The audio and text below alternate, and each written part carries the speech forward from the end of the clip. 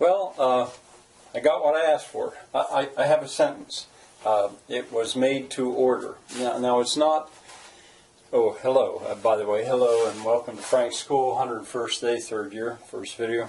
Class vocabulary. I'm a little excited about my sentence here. It was custom made. It was custom written for me. Now it's not on as a comment in my channel. That's what I would have liked. But it's all right. Rather, I got it through Facebook. I know somebody, and I asked him. I'll call him Michael. But I asked him, would you write a sentence with brood, chastise? I was wrong. I meant chasten, but chastise and chasten mean the same thing. And where's the other one?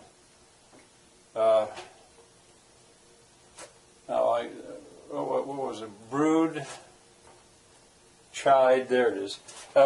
Now he missed the part where or maybe I didn't say it. Short, concise. This is not a concise sentence.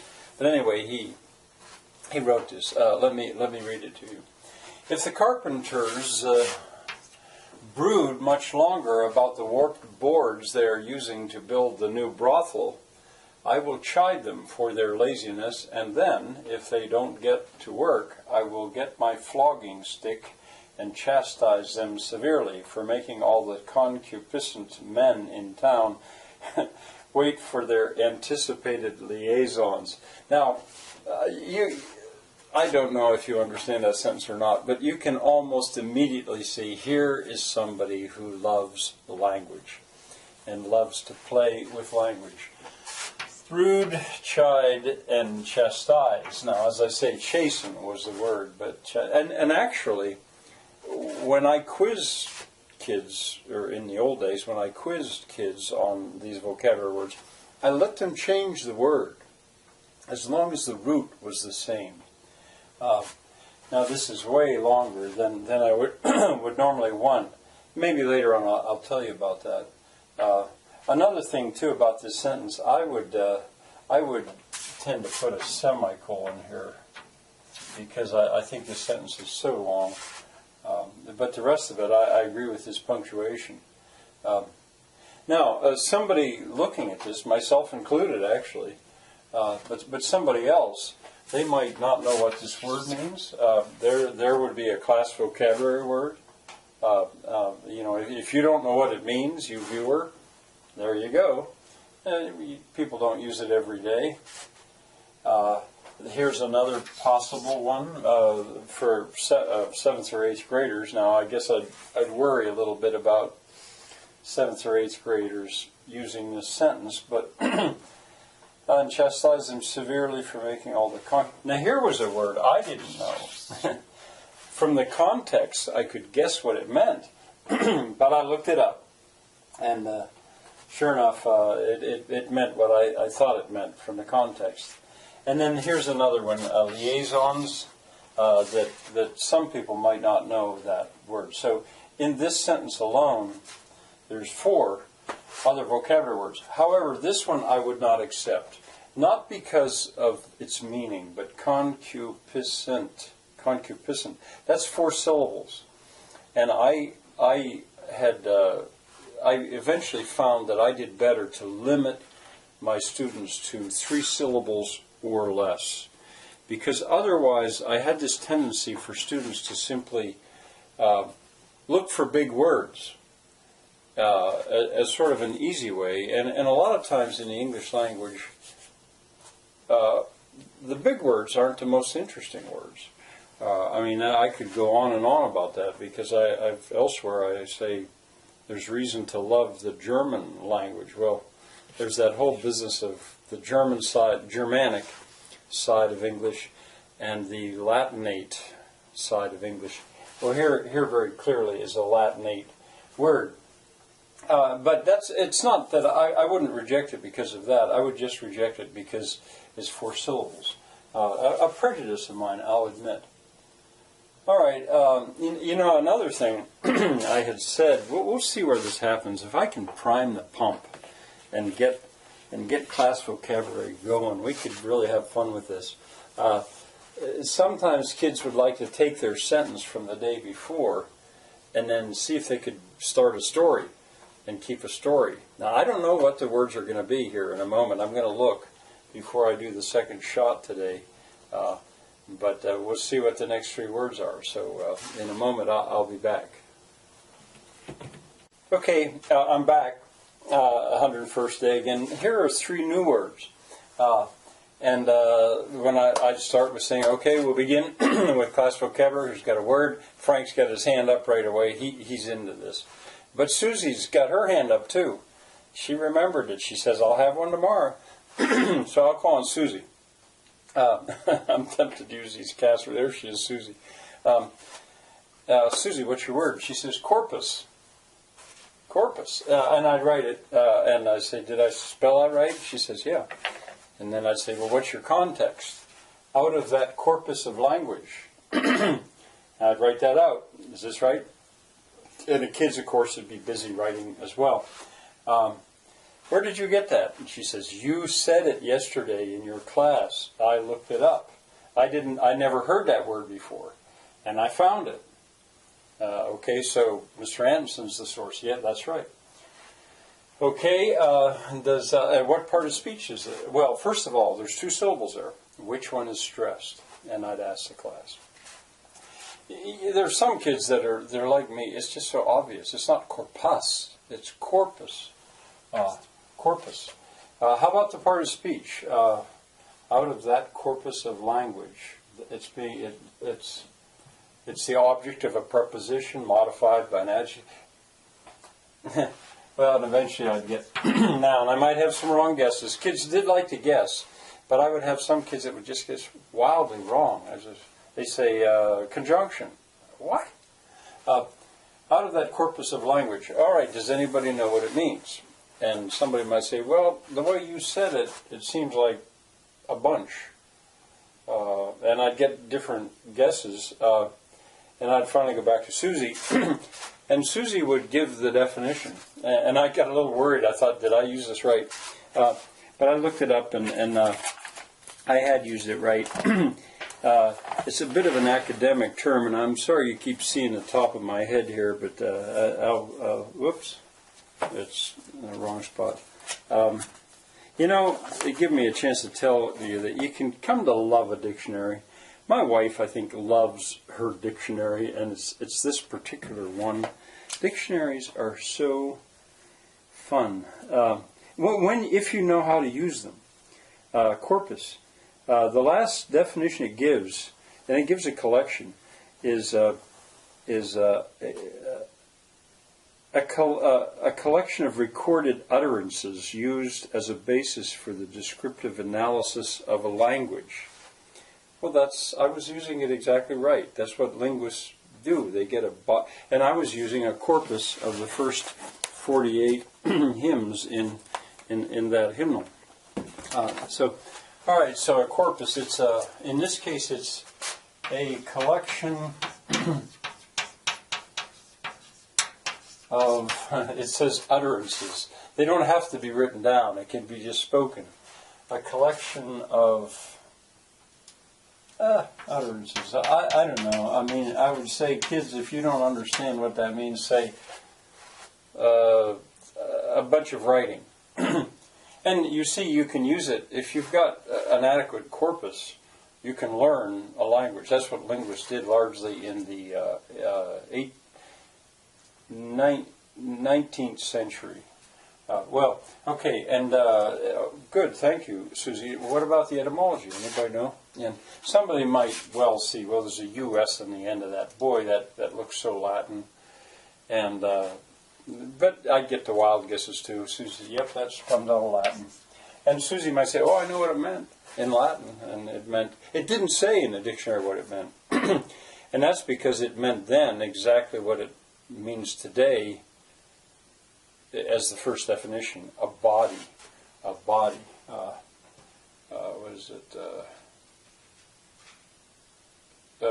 Anyway, it's corporal punishment is when you punish the body. Thank you, Susie. All right, anybody else have a word? Well, that was it. She was done. But there's Frank. He's got one. All right, Frank, what is it? It's I. And I, I might first spell it like this. I say, you mean that? And no, this is A-Y-E. So then I would write it, and if I had it right, I'd say, Frank says, yeah, okay. Then I'd underline it. What's your context? Your Lord and King for I. And I would probably say, I can just guess. You've been using that corpus. You were looking at those hymns. And I would write that down. Anybody? Uh-oh. I'm going to have to look and see what the dictionary says for the part of speech. For I mean, it looks like a noun. It looks like a noun. Well, I would let the kids guess. But this is archaic. This is pretty old-fashioned for I. And so I guess I would guess that this is a noun. But I do know what it means. I looked that up. But let me just see what the dictionary says about the part of speech in this particular case. X, Y, Z. X, Y, there it is. They call it an adverb. Yeah, it can be. It can be if it doesn't have for in front of it. Okay, so you know what? I would say noun, but I would say adverb too, because if it didn't have your Lord and King I, that would work as well. Now, when I read that personally, I guessed it meant yes, like I, nay, the eyes have it. And it can mean yes. Your Lord and King for yes. That seemed strange to me. I actually looked this word up earlier somehow, and I want to say, what really does that mean? Anybody know? Well, Frank knows. It means forever, ever, eternity, eternity. Now, when kids, well, I'll tell you about that later. So, okay, for your King forever, for eternity, yes. And in that case, it would be a noun. The dictionary gives an example of how it's used. They'll do that as well if it's a hard one. W.S. Gilbert wrote down, love that will I endure. Love that will I endure. And the etymology here is kind of interesting. If it means yes, then it comes from a different source. If it means yes, it comes from, they don't know for sure, but they think maybe Middle English. But if it means forever, it comes from Old Norse. And it's related to Old English. But it's Middle English, Old Norse. So actually, I would go through the process of letting people say, Old Norse means that when England was invaded by the Vikings, not the Anglo-Saxons, but then by the Vikings, they brought words into the language as well. Okay, thank you, Frank. Anybody else have a word? Man, I hope you get started. If I have to, I'll go around to class and I'll ask each one of you, what's your word? What's your word? And I'll mark down, because it's an assignment. You are to have one. But Frank's into this. Oh, kindle thy lamp. Kindle is the word. I'd write it, check on the spelling, underline it. O kindle, Lord most holy, thy lamp within my breast is the whole context. But to save time, I use an ellipsis. O kindle thy lamp. And then we've got enough. This, O Lord most holy, this noun of direct address doesn't really have to be there. O kindle thy lamp. Two syllables. Which one's stressed? The first one's stressed. Kindle. And it's a command to do it. I think the kids should be able to guess that this is a verb. This means do something to a lamp.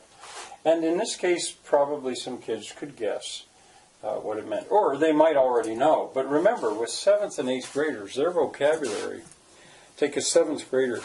A 7th grader's vocabulary, that would be somebody about 11 years old or 12. Their vocabulary might be half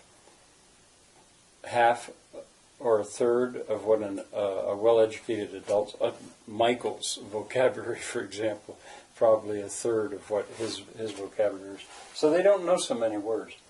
Oh, kindle thy lamp. So Frank, I'd get guesses. What's it mean? It means to start a fire. To start as a fire. I could say as a fire. To kindle thy lamp. To kindle. Yeah, it's transitive. Well, no, it can be intransitive. Something can simply kindle, I think.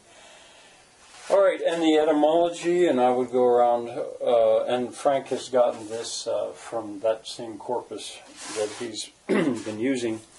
And the etymology, you could guess yourself if you want. I just looked at it, but I forget it so quick, which is fun because then I have to guess again. I think it comes from Old Norse once again, but I got to remember my my alphabetical order. There we go. Kindle. Kindle. There it is. Oh, Kindle. Kindle. It does come from Old Norse, and it's related to the Old High German Kunteso. Kunteso. Now I have some Germans. I have some. Oops, I should underline that because I have some Germans who are watching this. Matter of fact, I've got a sort of a German team that might help me with trying to put these sentences together. But that's the challenge because, this is a second language for them. There's an old High German word, which to my knowledge is gone from German, modern German, I don't know. All right, so anyway, it was Old Norse though. It was akin to, it's related to that word, but it comes from an Old Norse word. All right, now I would go around the class. Who can make up a sentence? Now, Elizabeth wants any action. So she says, that corpus is not appropriate for public school. Oh, okay. Elizabeth, you're pretty sharp. You're right, because it's religion. It's religion. And I'd get other ones too. And then with just one, and then for I will be your friend for I. Oh, that's good. Of course, it sounds archaic, old-fashioned, but that's okay. Let me get some more. Oh, Kindle. It was so cold that the man to start a fire couldn't kindle his fire. Aha, that was really good, Susie. You used an allusion to a famous short story to start a fire. Very good. And I would get other ones one at a time. How about two? I will disapprove of that corpus for I. Good. How about the good Frank? How about you, Susie? How about these two? Well, it seems like I tried to kindle that fire for I, and it wouldn't start. Good. Very good. Anybody put all three in one sentence alone? And once again, I'm going to wait for tomorrow. Matter of fact, if you wanted to take that sentence before and then see if you can keep a story going with these three, now that begins to be a challenge. And I'm always looking for conciseness. In other words, not lots of words. Concise. Throw a simile in there if you want. I don't know. But once again, I invite comments. We'll see if I can get any. All right, this has been Class Vocabulary. See you next time.